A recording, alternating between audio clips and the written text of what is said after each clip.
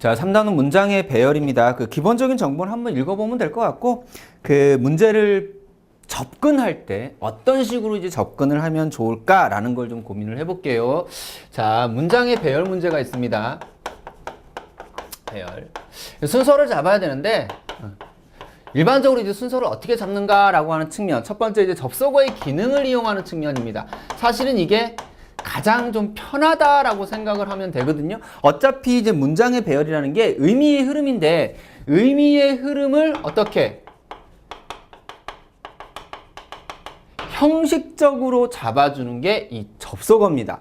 물론 이제 접속어가 워낙 큰 비중을 차지하기 때문에 접속어 이렇게만 얘기했는데, 지시어도 마찬가지예요. 지시어도 이, 그, 저를 통해서 앞에서 얘기한 내용을 끌어오기 때문에 같이 연결을 시켜주는 형식적인 틀이다라고 생각을 해주면 됩니다. 자, 여기서 이제 몇 개 정도만 볼게요. 첫 번째, 역접어가 있습니다.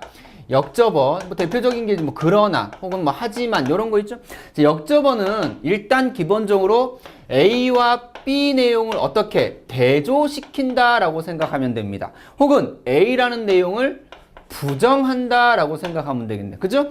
자, 그래서 우리가 어떤 하나의 문장을 연결할 때 이게 무슨 내용을 얘기하는데 다른 거 보니까 반대되는 내용이네 하면 두 개를 붙여야죠. 그죠? 자, 그 다음에 이제 전환 접속어가 있습니다.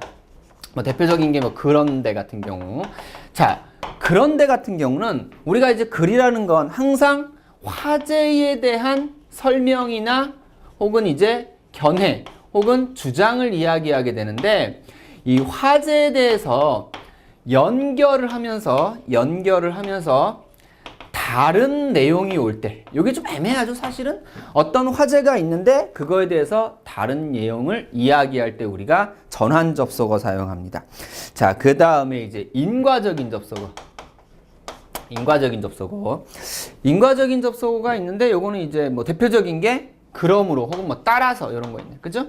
자, 그래서 A와 B의 관계를 생각해 보니까 A가 원인이 되고 뒤에가 결과가 되면 당연히 이거 어떻게 묶어줘야 되겠죠. 근데 그 묶는 기준이 요 인과적 접속어를 통해서 묶어라 라는 겁니다.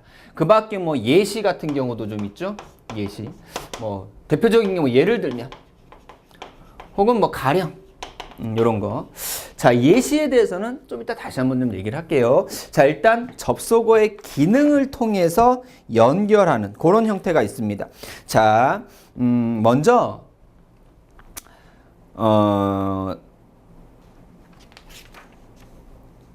문제를 같이 풀으려고 했는데 문제는 좀 나중에 한꺼번에 좀 풀을게요.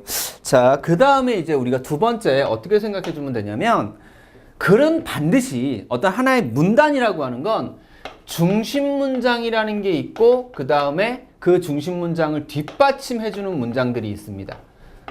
자, 그러면 중심 문장이 무엇인가 라는 걸 고민을 해야 된단 말이에요. 자, 이거는 글 전체의 주제나 중심 내용과 관련됩니다.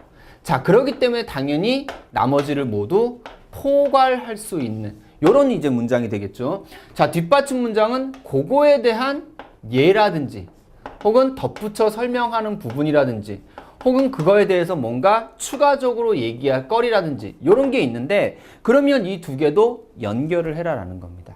연결을. 자, 그 다음에 세 번째, 글의 흐름이라는 거 한번 생각해 볼게요. 자, 우리가 지금 여기서 문장의 배열할 때는 통상적으로 이제 문단을 가지고 얘기하는데, 한 문단이 완결된 하나의 글 형식으로 써져 있는 경우도 많습니다. 그렇기 때문에 그때는 글의 흐름에 따라서 배열하는 게 좋겠죠. 자, 일반적으로 우리가 글의 흐름을 이야기할 때는 보통 설명문 같은 경우는 화제를 제시합니다. 도대체 말하려고 하는 대상이 무언가. 그 다음에 그거에 대해서 구체적인 정보를 이야기합니다. 그리고 요약해 주죠. 자, 그러면 논설문 같은 경우는 우리가 해결해야 할 문제라는 게 무엇일까라는 걸 이야기합니다. 그 다음에 거기에 대한 어떤 원인이라든지 혹은 그것에 대한 문제점이라든지 그리고 주장을 펼치죠.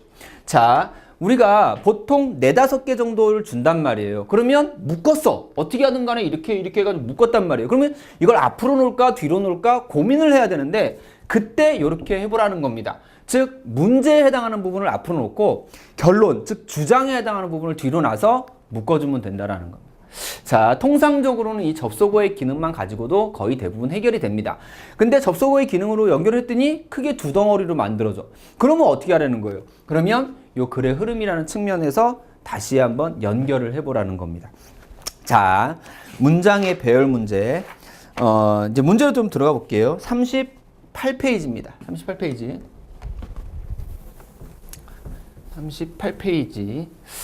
1번 문제, 순서 잡는 거, 배열하는 거. 자, 글의 흐름이 자연스럽도록 순서대로 배열하시오. 자, 그러면 이제 아까 얘기했듯이 1번의 접속어라든지 뭐 지시어라든지 이런 거 좀 생각을 하라라고 이야기를 했잖아요. 자, 하지만 왜냐하면 그 다음에 보니까 요 정도밖에 없나? 때문이다 요거 있고. 자, 그러면 이거는 뭐 원인 정도. 자, 하지만 그랬으니까 이거는 대조되는 내용이 와야 됩니다. 자, 그래서 인간의 뇌에 비하면 그랬으니까 앞에는 뭐가 와야 돼요?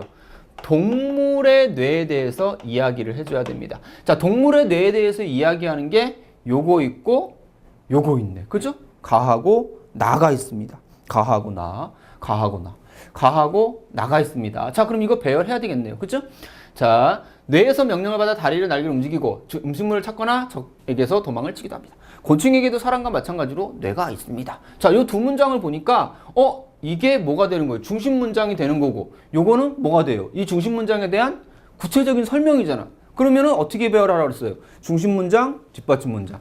자, 그러면 나하고 일단 가를 배열해 놓고 그 다음에 요거 인간의 뇌에 비하면 하지만 역적으로 연결되니까 여기 라가 가면 되겠네. 나머지 하나 남았죠? 다? 이거 필요 없네? 그냥 이렇게 하면 답이 되겠네. 그래서 답은 됐죠? 자, 1번. 접속어를 일단 찾아서 의미적인 관계, 형식적인 틀로 묶어주세요. 틀로 묶는다. 자, 일단 묶었으면 보통 두 덩어리 정도로 이제 나눠질 수 있는데 그럼 무엇이 앞으로 갈 것인가 라는 걸 고민해야 되는데 그때 중심 문장을 찾는다든지 혹은 글의 흐름을 파악해서 흐름대로 배열하라는 거. 자, 됐죠? 자, 자꾸 해보면 어렵지 않습니다. 이 배열 문제를 수험생들이 되게 고민을 해요. 힘들게 생각을 해요. 근데 모든 게 다 마찬가지지만 훈련을 하면 익숙해집니다. 우리가 이제 수학 문제 같은 거 보면 공식 하나 이렇게 주고 풀어라 그러면 그때는 잘 풀어지죠. 선생님이 얘기를 하니까. 근데 막상 집에 가면 일단 머리는 포맷이 되어 있고 아무것도 모르는 멍한 상태가 되는데 그 공식 하나를 적용하기 위해서 뭐 수십 개 혹은 수백 개의 문제를 풀어본단 말이에요. 이 문장의 배열도 마찬가지입니다. 자주 뭐 많이 나오는 유형이고 그 다음에 문제 자체가 뭐 변형 따위도 없고 그냥 어떤 틀에 박혀 있는 거기 때문에 그러한 형태대로 자꾸 연습을 해보면 쉽게 좀 접근할 수 있다라는 거. 자, 이제 두 번째 문제를 볼게요. 두 번째 문제. 다음 제시된 문장이 글의 흐름에 자연스럽도록 순서에 맞게 해라 라는 거네. 자,